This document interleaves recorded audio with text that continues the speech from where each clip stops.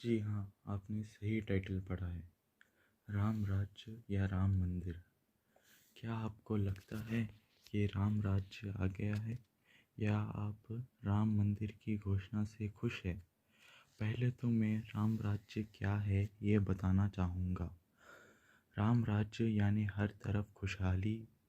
खुशहाली का मतलब नो भ्रष्टाचार, no income tax, free education, free medicines, उचित न्याय व्यवस्था और बड़ों का आदर सम्मान। आप सबको तो मालूम होगा कि राम मंदिर की घोषणा के लिए सरकार को 30 साल का समय लगा। क्या हमारा उद्देश्य सिर्फ राम का मंदिर बनाने से था या राम राज्य की नींव रखने का था? अगर राम का मंदिर ही बनाना था तो 30 साल की टाइम में हम 10,000 से भी ज़्यादा भव्य राम मंदिर बना लेते थे। मगर हमें राम राज्य के लालच में राम मंदिर की जगह सौंपी गई और इस समय में राम राज्य का ख्याल ही सबके मन से निकल गया। राम राज्य में शराब, मांस, अंडा, प्याज, लहसुन, भ्रष्टाचार और दरिद्रता और देशद्रोह पर प्रतिबंध था। कोरोना वायरस के लॉकडाउन के बाद भारतवासियों ने जो शराब की दुकानों पर 5-5 किलोमीटर लंबी लाइंस देखी, वो तो बहुत ही शर्मनाक है। एक तरफ हमारी सरकार शराब पीकर गाड़ी चलाने वालों पर चालान लगाती है, वही सरकार बार और वाइन शॉप के लिए शराब बेचने वालों के लिए लाइसेंस देती है। हम इसका क्या मतलब समझे? हमारी राज्य सरकारें केंद्रीय सरकार से शराब बेचने की अनुमति मांग रही थी। क्या शराब पीने से हमारे देश प्रगतिशील हो सकता है? मुझे लगता है शराब या दुर्व्यसन का व्यापार करने से कभी भी ना कोई समाज, ना व्यक्ति, ना कोई देश कभी तरक्की नहीं कर सका। न्यूज़ चैनल वालों ने उसका मसाला बनाकर खबरें बनाई। जी न्यूज़, आज तक, एबीपी न्यूज़, ये चैनल्स चाहे तो इस शराब पर प्रतिबंध लगा सकते थे, लेकिन ऐसा हुआ नहीं। सब लोग अच्छी बातें बोलना चाहते हैं, अच्छी बातें सुनना चाहते हैं, लेकिन कोई अच्छे काम करना नहीं चाहता। जब राम मंदिर की घोषणा को ही 30 साल का समय लगा तो सोचिए राम राज्य लाने के लिए हमें कितना इंतज़ार करना पड़ेगा। पहले राम राज्य की बात किसने उठाई थी, ये बात मालूम करना बहुत ज़रूरी है। तब मैंने श्री राजीव दीक्षित जी की एक वीडियो जिसका नाम है राम कथा में भारतवासियों के सभी समस्याओं का हल है, उसमें वह कहते हैं कि सबसे पहले महात्मा गांधी जी ने कहा था कि एक बार राम राज्य आ जाए तो भारत की सभी समस्याओं का समाधान हो जाए, और वह हर बार ये बात दोहराते थे। श्री राजीव दीक्षित जी का राम राज्य वीडियो देखने के बाद मुझे पूरा सारांश पता चला और मैं उसे स्टेप वाइज बताना चाहता हूँ।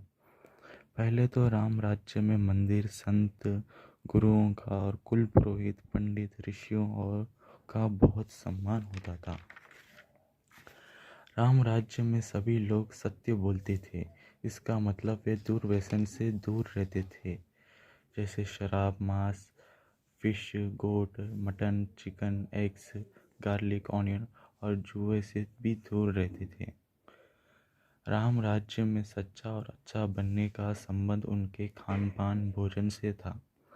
सिर्फ किसी भी देश का आने वाला भविष्य देखने के लिए उनके भोजन पर गौर करना ज़रूरी है। साफ बात है कि अगर हम धर्म विरुद्ध भोजन करेंगे, चालाकी और स्वार्थ देने वाले चीज़ों का सेवन करेंगे, तब देशद्रोह बढ़ेगा। उदाहरण, लालच। ये जो लालच सिर्फ 2 चीज़ों से आता है। पहला, वो देखा देखी, जैसे कि आप जिस माहौल में पले बड़े हुए हो वैसा ही आपका नेचर हो गया। और दूसरा, शराब, मांस, अंडा, गार्लिक ऑनियन का सेवन करने से लालच और स्वार्थ भावना और भी बढ़ जाता है और यही लालच पूरे देश, समाज, जनता और परिवार को डुबा देता है। अगर आप सच में राम राज्य चाहते हैं तो शराब, मीट, एग्स, गार्लिक ऑनियन पर प्रतिबंध या बैन लगाया जाए, जैसे चाइनीज़ ऐप्स पर आपने किया मोदी जी ने।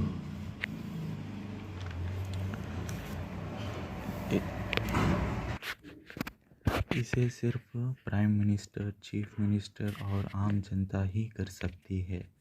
पार्लियामेंट और असेंबली मेंबर से उम्मीद ना रखें। एक कानून है कि प्रधानमंत्री जो फैसला करे वो सही होगा। इस रूल का फ़ायदा उठाकर गौ हत्या बंद और अल्कोहल, मीट, गार्लिक, ऑनियंस पर बैन लगाया जा सकता है, जैसे आपने नोटबंदी के टाइम वैसे ही। और मैं सभी न्यूज़ चैनल्स और सीरियल्स वालों से गौ रक्षा करने की रिक्वेस्ट करता हूँ, प्लीज़, क्योंकि पोपटलाल की शादी से ज़्यादा ज़रूरी गौ रक्षा है। मैं सभी आम लोगों से यही कहूँगा, आप वोट ऐसी पार्टी को दीजिए जो पहले गाय के कत्ल खाने बैन कराए और गौ रक्षा करने के बाद इन्हें अपना वोट दे। तब ही हमारा देश सोने की चिड़िया से सोने का बब्बर शेर बने और जिसकी एक दहाड़ से चालाक भेड़िए भाग जाए और कभी हमें छू ना। क्या होता है जब कोई मंत्री या गवर्नमेंट एम्प्लॉय या पब्लिक जब स्वार्थ और लालच उत्पन्न करने वाले खाना खाएंगे, तब देश बर्बादी की ओर चला जाएगा। जैसे कोई मंत्री इस चीज़ का सेवन करेगा तो उसमें लालच और स्वार्थ भाव आएगा, तो वो सांसद लोगों को इकट्ठा कर हाउसिंग रेंट अलाउंस, बेसिक पे, ट्रैवलिंग अलाउंस ऐसे चीज़ों की बढ़ाने की मांग करेगा और अपना फ़ायदा देखकर सारे मंत्री एकजुट हो जाएंगे और पार्लियामेंट में प्रस्ताव रखेंगे। सबको अग्री होते देख स्पीकर पूछेंगे कैसे पैसे लाया जाए और सभी मंत्री ये एडवाइस देंगे एडिशनल टैक्स पब्लिक पर लगाया जाए और सबकी बातें सुनकर और अपना फ़ायदा देखकर स्पीकर भी प्रस्ताव पास कराएंगे और इस एडिशनल टैक्स का असर जनता पर पड़ेगा, जिससे उनका बजट डिस्टर्ब हो जाएगा। अब पब्लिक के पास दो विकल्प है, पहला अपने आप को एडजस्ट करे और खुद को तकलीफ दे, या दूसरा चालाकी या धोखाधड़ी से व्यापार या काम कर कर पैसा कमाकर घर लेकर आए। जब पब्लिक को धोखे से लेस क्वालिटी प्रोडक्ट चिपका देते हैं, वो भी हाई रेट में स्टार्टिंग रेंज में, तो उदाहरण के तौर पर जैसे कि अगर मैं समझाऊँ, जैसे कि अगर कोई ऑटोमोबाइल सॉफ्टवेयर है, गाड़ी का स्टैंड, अगर कोई मिठाई वाला गाड़ी का स्टैंड मांगने जाता है, 100 रुपये में पतला लोहे का स्टैंड देगा वो ऑटोमोबाइल शॉप वाला, जो जल्दी ख़राब हो जाएगा या ज़्यादा समय तक नहीं चलेगा। तो मिठाई वाला कहेगा अच्छा एल्युमिनियम स्ट्रॉन्ग स्टैंड दीजिए, तो दुकान वाला बोलेगा 500 रुपये में आएगा, तो मिठाई वाला वो स्टैंड खरीदेगा और वो अपनी मिठाई की दुकान जाकर बासी मिठाई को नया रंग रूप देकर पब्लिक से पैसा लूटेगा। ख़राब क्वालिटी की वजह से उसका कस्टमर टूट जाएगा, वो दोबारा नहीं आएगा, उससे उस मिठाई ग्राहक का भरोसा टूट जाएगा और फिर किसी पर भी विश्वास नहीं करेगा और उसके अंदर भी लालच और स्वार्थ भावना आ जाएगी। और जब विश्वास नहीं होगा तो ना रिश्ते बनेंगे ना परिवार, और जब परिवार में पैसों की वजह से कलेश हो जाता है तो उसकी वजह सिर्फ पैसा और प्रॉपर्टी होता है। अगर हम किसी, उदाहरण के लिए अगर हम किसी ज़रूरतमंद को पैसा देना चाहे, जिस लीजिए समझ लीजिए किसी को मेडिकल इमरजेंसी आई, तो उसकी मदद करने के लिए वो लोग सोचने में रह जाते हैं उसने पैसा वापस नहीं किया तो हमारे परिवार और बच्चों का क्या होगा, उन्हें कौन सहारा देगा।